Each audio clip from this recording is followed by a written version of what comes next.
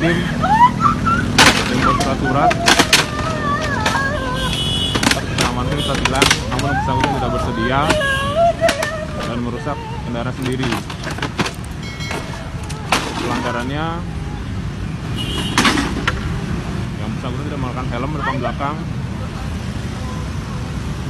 sudah ditindak dengan tilang.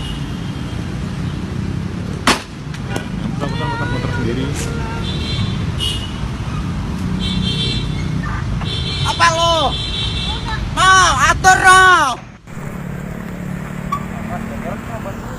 Bantuin ngancurin, jangan rekam. Wah, biarin.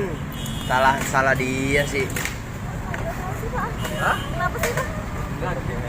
Enggak pakai helm dua. Ditilang, kan jangan terima.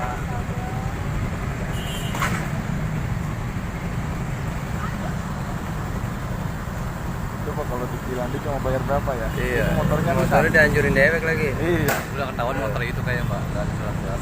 Oh.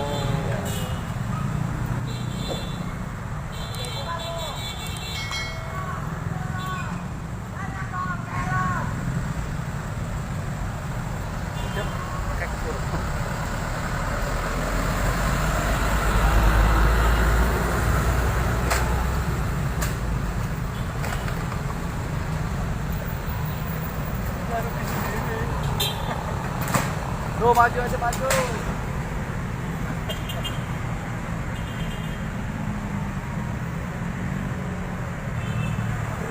Aduh.